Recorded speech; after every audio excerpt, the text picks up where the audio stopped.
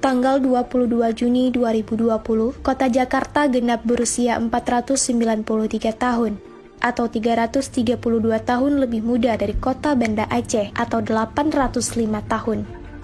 Ibu kota negara Indonesia itu didirikan oleh seorang putra Aceh bernama Fathahillah.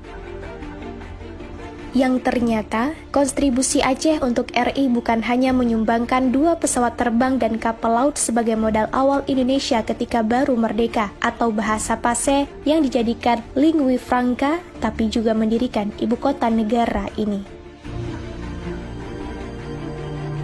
Nama Indonesia masih ada, pada dunia internasional juga disuarakan lewat suara radio Rimba Raya, yang saat itu Indonesia sudah dikepung kembali oleh Belanda dalam agresi kedua. Belum lagi putra Aceh, Markam menyumbang 27 kg emas di atas puncak Monas yang kini jadi kebanggaan kota Jakarta. Bahkan Aceh juga menyumbang hasil gas alamnya selama puluhan tahun untuk pusat yang dikembalikan ke Aceh hanya 0%, meskipun sudah ada undang-undang bagi hasil 70 untuk Aceh, 30 untuk pusat. Dalam referensi lain, kota Jakarta didirikan pertama sekali oleh Ahmad Fathahillah, putra Aceh asal kerajaan Pasai, Aceh Utara, yang hijrah ke Tanah Jawa pada awal abad ke-15 Masehi. Kedatangannya ke Jawa ketika itu disambut oleh Sultan Demak, Pangeran Trenggono. Atas dukungan Sultan Demak, Ahmad Fathahillah berhasil merebut Sunda Kelapa dan Banten dari kerajaan Pejajaran yang bersekongkol dengan Portugis. Penyerangan Fathahillah ke Pejajaran memperoleh 2 kemenangan sekaligus. Selain berhasil merebut Sunda Kelapa dari kerajaan Pejajaran, juga berhasil mengusir Portugis dari Sunda Kelapa, daerah taklukannya.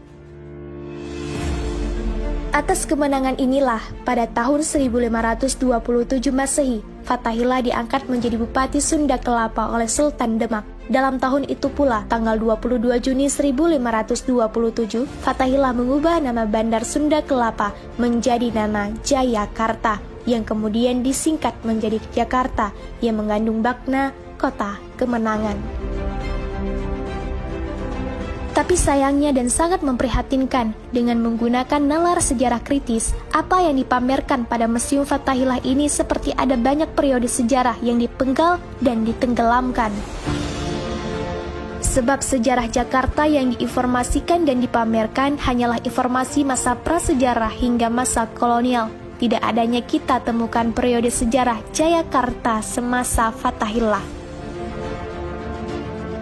Periode sejarah Fathahillah dihilangkan, terlihat dilompatkan dari zaman prasejarah, zaman Hindu-Buddha, langsung ke zaman Batavia di bawah kolonial Belanda.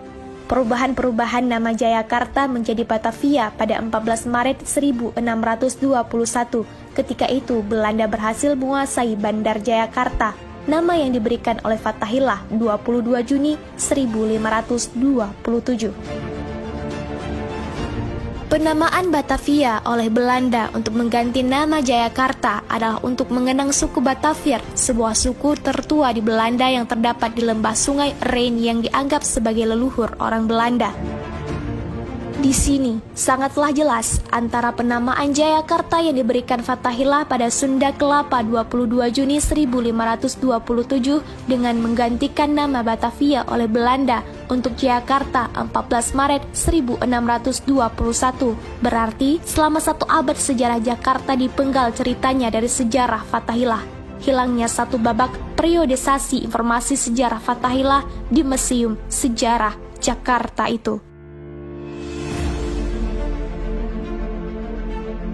Berarti sekaligus menghilangkan informasi sejarah peranan Fathahillah sebagai pendiri kota Jakarta yang berasal dari Aceh.